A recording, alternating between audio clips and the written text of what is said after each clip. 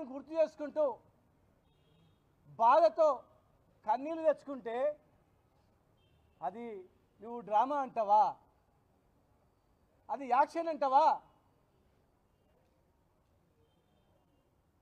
అసలు నువ్వు మంత్రి ఎట్లయినావు? ఆ కమ్మ సామాజిక వర్గం వాళ్ళు ఓట్లేస్తేనే మంత్రి అయినావు. ఇప్పుడు మంత్రి ఎట్లయినావు? ఆ సామాజిక వర్గ కోటలే మంత్రి అయినావు. ఖమ్మం జిల్లాలో ఖమ్మం సామాజిక వర్గం వాళ్ళు మా జాతి గురించి కొట్లాడతాడు, మా వాళ్ళకు ఆపదలు చాదుకుంటాడని చెప్పి మీకు ఆ స్థానం వచ్చింది. మరి మీ సామాజిక వర్గంలో ఒక యువకుడు చనిపోయి బై ఎలక్షన్ వచ్చినది ఎక్కడన్నా కాదు, చనిపోయిన సందర్భంగా వచ్చినటువంటి బై ఎలక్షన్లో ఆ సందర్భంగా అయినటువంటి మీటింగ్ పక్కల కొడుకుంది, కూతురుంది. కాలికి దెబ్బ తగిలిన ఒక కూతురు కుంటుకుంటూ మా నాన్న ఆశయాలని మధ్యలో ఆగిపోయొద్దు, మా అమ్మ ఆశయాలను నెరవేరుస్తుందని చెప్పి ఒక బిడ్డ తిరుగుతుంది. కుడి పక్క కొడుకు, ఒక పక్క బిడ్డ తల్లిని ఓదార్స్తుంటే ఆ ఓదార్చే ఏడుపుని నువ్వు యాక్షన్ అంటే ఆమె చనిపోయినప్పుడు ఎంత బాధపడ్డదో ఇవాళ నీవు అంటే ఆమెకు అంతకన్నా బాధతో కుమిలిపోతా ఉంది. అయ్యో నా భర్త చనిపోయి నేను బాధపడితే నా ఏడుపుని కూడా యాక్షన్ అంటున్నారు వీళ్ళు, అది ఎవరో కాదు మా కులపల్లె అంటున్నారు అని చెప్పి కుంగిపోతా ఉంది ఆమె. వెంటనే క్షమాపణలు చెప్పాలి. పొన్నం ప్రభాకర్ గారు కూడా నేను అడుగుతా ఉన్నా, దయచేసి అలాంటి చనిపోయినటువంటి మీ పట్ల కూడా చాలామంది ఉన్నారు అట్లా బై ఎలక్షన్స్ వచ్చినాయి. అట్లా జనంలో వచ్చినప్పుడు మొన్ననే చనిపోయిన భర్త గుర్తొచ్చి ఏడుస్తారు. ఏడ్చింది ఓట్ల గురించా?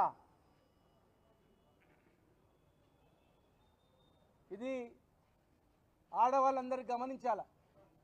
పక్కల మేయర్ గారు ఉన్నారు, వారు మాట్లాడేటప్పుడు మరి మేయర్ గారు కూడా ఆమె మా బీఆర్ఎస్ పార్టీ నుంచే గెలిచింది, మా నాయకుడే మేయర్ చేశారు. మరి దయచేసి ఆమె ఒక ఆడబిడ్డగా స్పందించాలి. నీకు ధైర్యం ఉంది ఇమ్మీడియట్గా ఆపాల్సి ఉంటుంది. ఏం మాట్లాడుతున్నావా అని చెప్పి. పదవులు ఉంటే పోతాయి, పెద్ద లెక్క కాదు. రాజకీయాలు పదవులు ఎప్పుడు చేస్తాయి ఎవరికి కూడా కాదు. ఒక ఆడపిల్లను అంత అవమానపరిచే రీతిలో ఆమె ఏడుపును కూడా వేలాది మంది సమక్షంలో వాళ్ళందరూ చాలామంది ఏడ్చిండ్రు. గోపెన్న అమర్హయ అని ఒక ఆడబిడ్డను అవమానిస్తుంటే వెంటనే మైక్ ఆపేసింది. ఏం మాట్లాడుతున్నావా, ఏం రాజకీయం ఇది, అట్లా మాట్లాడొద్దు అని వారించాల్సింది. కానీ ఇప్పుడైనా స్పందించాలా. రాజీవ్ గాంధీ గారు చనిపోయినప్పుడు జనరల్గా చనిపోయిన వాళ్ళ గురించి మాట్లాడతారు. చనిపోయిన సందర్భం దేశవ్యాప్తంగా కూడా చనిపోయినటువంటి బాడీని ఫోటోలు వేసి కూడా మరి దేశవ్యాప్తంగా కూడా ప్రచారంలో పాల్గొనడం జరిగింది. ఆ రోజు అందరం కూడా రాజీవ్ గాంధీ గారు అనవసరంగా చంపారు పాపం అని చెప్పి అందరం కూడా బాధపడ్డాం. కానీ ఏనాడు కూడా దాని రాజకీయం గురించి ఉపయోగపడతారు అనుకోలే. ఒక మంచి యువకుడిని కోల్పోయింది ఈ దేశం అని చెప్పి పార్టీలకు అతీతంగా బాధపడ్డారు. ఇట్లా మీలా కనలే కనీసం ఆడపిల్లని చూసి కూడా మీకు కనికరం రాలేదంటే, తుమ్మల గారు ఒక ఆడపిల్లని కూడా నీవు వదిలిపెట్టలేదంటే, అవమానపరిచినంటే చాలా బాధాకరం, దురదృష్టకరం. ఇది దయచేసి వెంటనే క్షమాపణలు చెప్పాలి.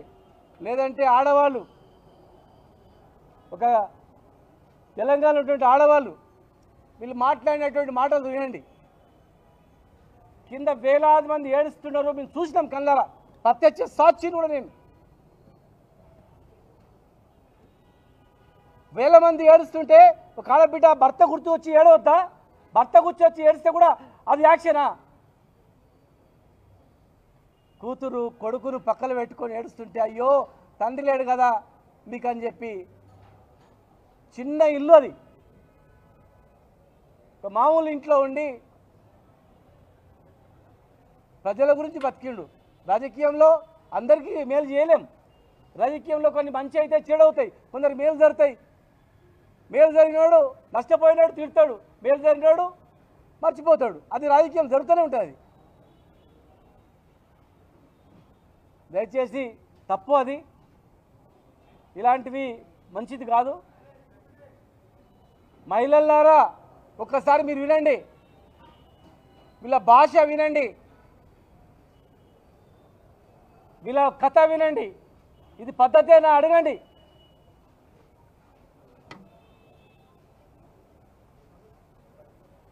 ఒక కమ్మ మహిళలే కాదు అడగాల్సింది, కమ్మ సామాజిక వర్గం వాళ్ళే కాదు, ప్రతి ఒక్క మహిళలు అడగాల్సిన అవసరం ఉంది. ప్రతి ఒక్క మహిళలు బాసటగా నిలవాల్సిన అవసరం ఉంది. వెంటనే తుమ్మల నాగేశ్వరరావు గారు క్షమాపణ చెప్పాలి.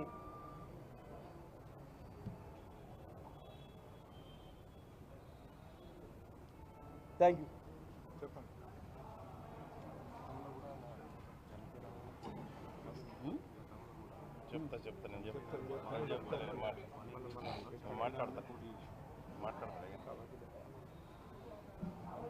గతంలో కూడా మా వాళ్ళు చెప్తున్నారు, పాలేరు నియోజకవర్గంలో ఆయన పోటీ చేసిండు. ఇక అది చెప్తాను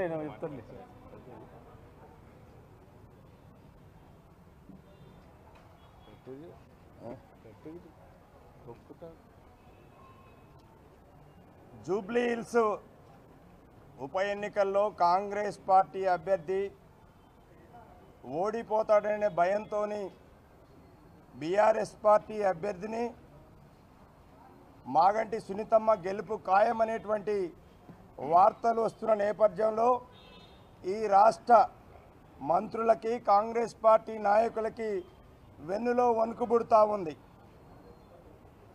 దానిలో భాగంగానే ఈరోజు రాష్ట్ర మంత్రివర్గంలో ఉన్నటువంటి పొన్నం ప్రభాకర్ గారు, తుమ్మల నాగేశ్వరరావు గారు ఒక నీచమైన, నికృష్టమైన, దిగజారినటువంటి స్టేట్మెంట్లు ఇవ్వడం అనేది జరిగింది. మొత్తం మహిళా లోకాన్ని కించపరిచే విధంగా మాట్లాడటం జరిగింది. భర్తలు చనిపోతే బాధపడుతున్నటువంటి మహిళా తల్లులందరినీ కూడా అవమానపరిచే విధంగా వీరిద్దరి యొక్క స్టేట్మెంట్లు ఉన్నాయి. నేను వీరిద్దరిని అడుగుతున్నా, ఈ స్టేట్మెంట్ ఇచ్చే నాయకుల్ని, రేపు మీరు చనిపోతే మీ భార్యలు ఏడవరా అని వీళ్ళిద్దరిని సూటిగా ప్రశ్నిస్తూ ఉన్నాను. భారతదేశంలో కాదు, ప్రపంచంలో ఎక్కడా కూడా ఒక భర్త చనిపోతే మహిళలు ఏడవటం అనేటువంటిది మన సంస్కృతిలో భాగంగా, మన ఎఫెక్షన్లో భాగంగా వచ్చింది.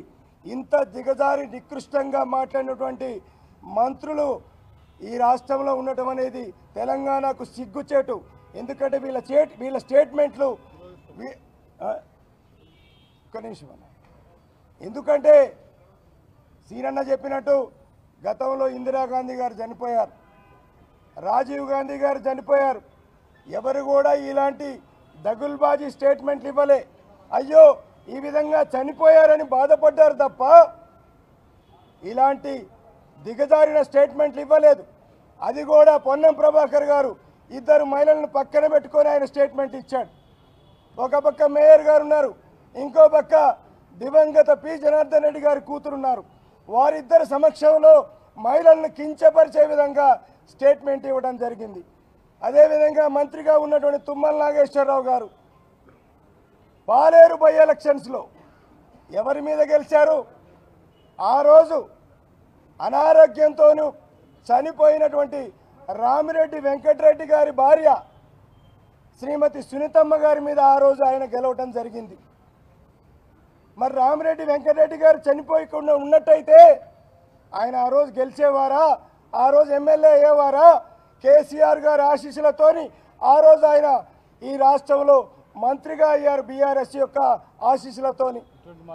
ఇలాంటి మాటలు మాట్లాడతారనే ఆ రోజు ఆ తర్వాత ఎన్నికల్లో ఆయన ఓడించడం అనేది జరిగింది. నేను అడుగుతా ఉన్నా, మీరు ఈ రాష్ట్ర మంత్రి మండలిలో ఉండి ఈ రాష్ట్ర తెలంగాణ బిడ్డల్ని, ఆడబిడ్డల్ని అవమానించేటువంటి నీచమైన స్థితికి దిగజారారు. మిమ్మల్ని చరిత్ర అనేది క్షమించదు. మీరు తక్షణం తెలంగాణ బిడ్డలందరికీ కూడా క్షమాపణలు చెప్పాలి. ప్రత్యేకించి భర్తలు కోల్పోయినటువంటి తల్లులందరికీ కూడా, స్త్రీమూర్తులందరికీ కూడా మీరు క్షమాపణ చెప్పాలని మేము డిమాండ్ చేస్తూ ఉన్నాం.